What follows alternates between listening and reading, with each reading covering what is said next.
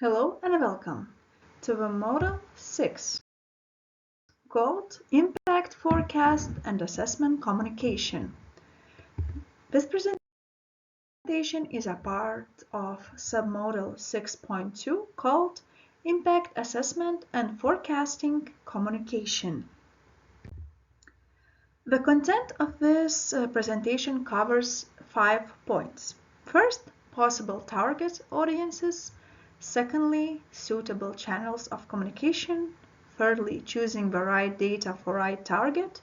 Fourth, communication strategies. And finally, ethical communication principles. So, in the previous model, you have learned about tools and methods to measure the impact of your projects at two different stages. So, before, meaning forecasting, and after, meaning assessment, implementing them. Once you mastered forecasting and assessing your work, sharing its impact can yield numerous benefits, serving as a valuable resource for a broader audience.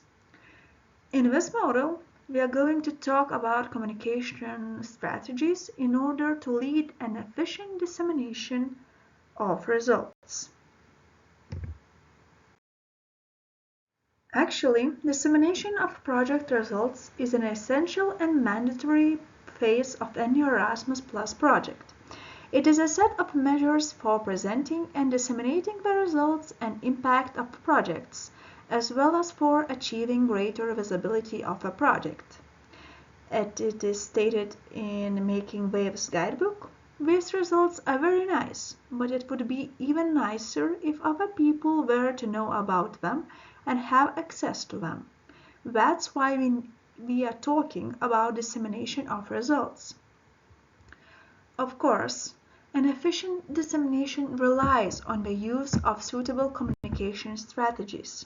You will need to adapt your communication to the audience you aim to reach, which is why we will talk about strategies in a plural way, as your audience is made of multiplier groups with different needs and expectations. Central learning in this model covers acquirement of a knowledge of communication strategies, gaining skills in creating efficient communications plans, and of course learning to transform the data of impact assessment and forecasting into a message applying the communication strategies. First, we're going to talk about possible target audiences. What does it mean? These are the individuals you want to engage with and share the results of your projects. They include direct stakeholders like participants and partner organizations, as well as indirect stakeholders such as experts, decision makers, media, youth-focused organizations, and young people at large. Each group is constituting your target audiences and has different needs and expectations. Therefore, the way you communicate with each of them will rely on different channels and strategies. The very first thing to do before starting to think about communication strategies is to identify the groups constituting your target audiences. So here you can see a small scheme how your direct and indirect stakeholders could be understood. So basically you have your project, which is in the middle, and then you have direct stakeholders who are involved in your project one way or another, while you keep in mind some larger groups of the society you would like to target, you would like to address their needs as well. So here you can find some ideas what kind of target groups you might have in mind. Of course, according to your project application, your target groups can be much more specified, qualified according to different criteria. Second thing would be suitable channels of communication. These are the digital or physical platforms and spaces that are most effective and appropriate to reach your target audiences. You will probably have to rely on multiple channels, including a mix of digital communication, such as social media and websites, and IRL communication, like public presentations or printed materials. The main rule is to keep in mind when starting to design your communication plan is that quality is always better than quantity. So just identify a limited amount of channels and design a qualitative communication strategy for each of them. Here is like an example for you. To identify the most suitable channels or communication for your target audiences, you can make a distinction between these three types of channels.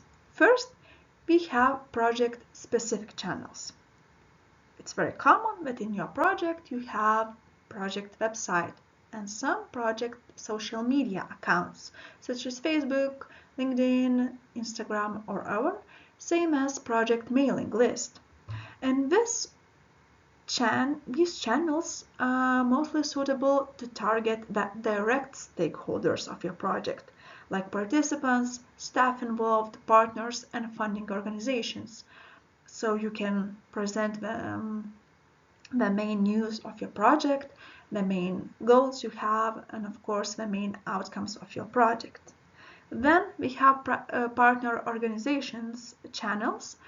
So basically very similar to project-specific channels like websites, social media accounts, mailing list, and meetings, which is very good to reach indirect stakeholders, youth workers, young people, and other organizations involved in the youth sector.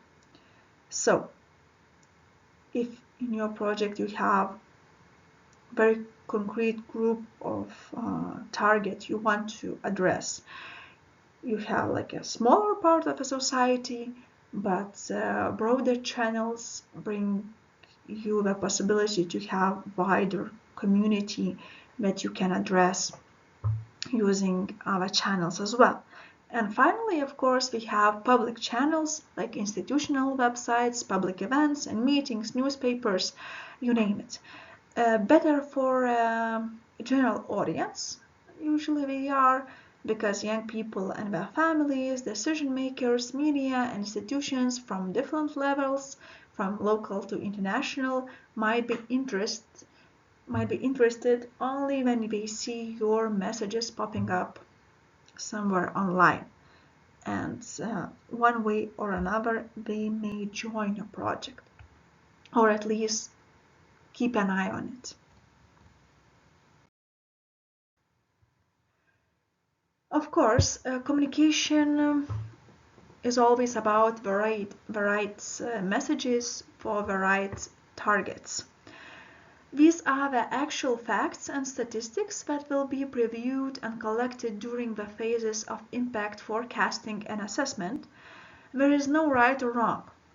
Data can be produced according to different methods, example quantitative or qualitative, and the same data can be transcribed in multiple ways.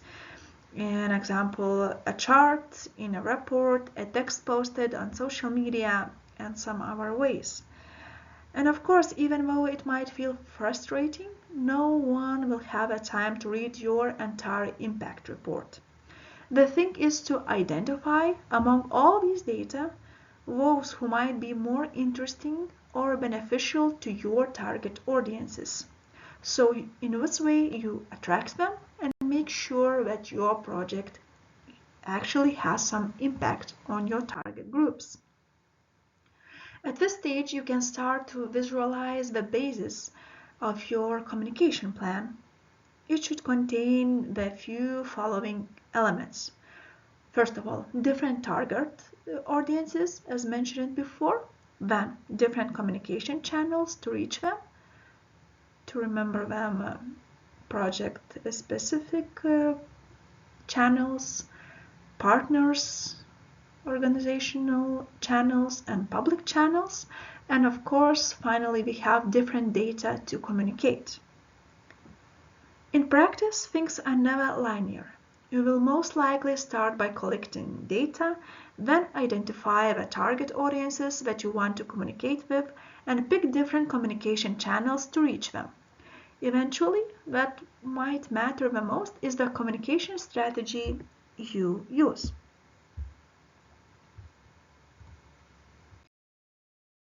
So, what strategy you can use? Put simply, your communication plan is the place where you will bring together your project's results with your target audiences, your key channels, and your communication strategies. In general, communication strategies are referring here to a set of decisions determining the type of communication to be used with different audiences and channels. There are plenty of potential strategies, so it is really all about decisions. How do you understand it? How can you make it efficient? And in general, what is your main purpose using any communication strategy? Of course, a strong communication strategy can help you foster your project's positive impact and ensure the sustainability of your results. Following your communication plan during and beyond the project lifetime, with appropriate channels and resources previously identified in each of the participating organizations, you can ensure the high-quality dissemination of project experiences and outputs to relevant stakeholders. Through project dissemination, you can also attack co-funding or other forms of support that can contribute to the sustainability of your project. Well-documented project results can help you in getting support from a range of stakeholders. Having a monthly communication plan can help you keep your social media profiles, webpage, target groups, and stakeholders always updated.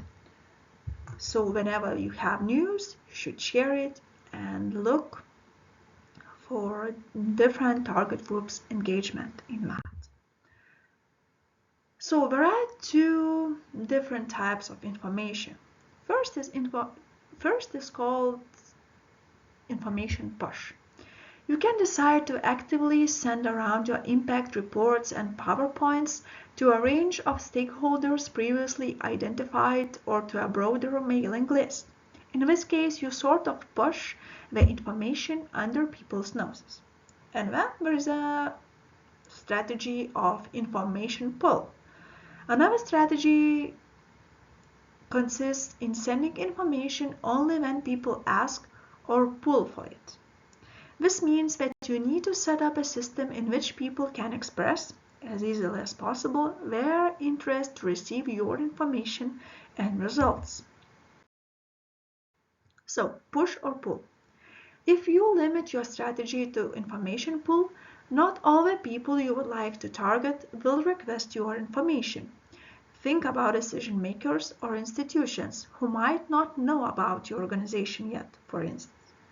If you use information push only, it's likely that much of your efforts and materials will be wasted, losing your audience's attention in the ocean of data that are being communicated every day. So, basically, you will probably need a healthy mix of both. So, remember to keep a list of key target groups that must receive your impact resources and report, such as policymakers, funders, and other institutions which are involved in decision making in your sector. For the general audience, prioritize the use of newsletters or social media posts. Both are channels through which people are able to give their consent in receiving your organization's information.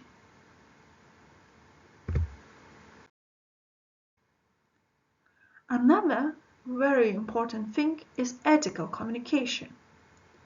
Basically, it is passing information to your audiences in a way that is accurate, truthful, and acceptable. It is based on a series of underlying principles.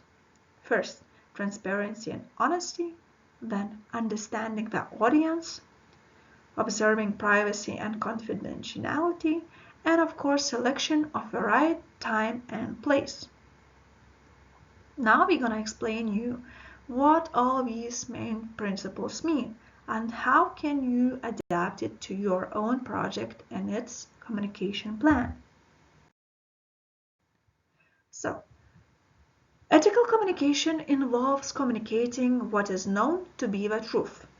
This means that you need to guarantee that the information you are passing around is factual and accurate, including potential limits or difficulties you met in your project. When you are truthful, when you are trying to say the basic facts, when you want to go straight forward to your target group, you can feel that this honesty and transparency is accepted very well among your target groups. Of course, your audiences are made of people coming from different cultures, levels of education, personal beliefs, and having different relationships with your organization. Not only understanding your audiences creates a basis for being straightforward and facilitating engagement, it also determines the tone and level of complexity that should be used when communicating.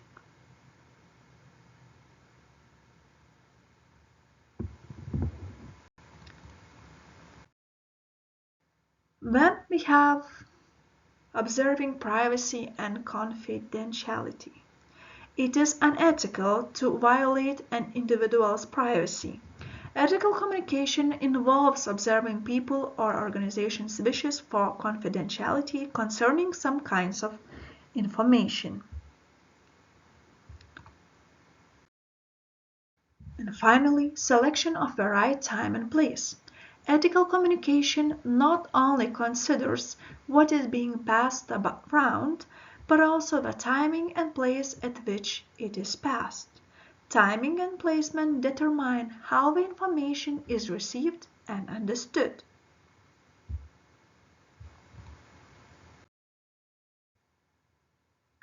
To conclude, the purpose of this presentation and this lesson were to create an efficient communication plan requires you to identify your target audiences ahead and to choose suitable communication channels to reach them. Of course, you will need a healthy mix of information pull and push in order to communicate your impact data to your audiences. And please keep in mind, when using the proper strategies, you are able to communicate in a meaningful way and therefore you maximize and multiply your project's results.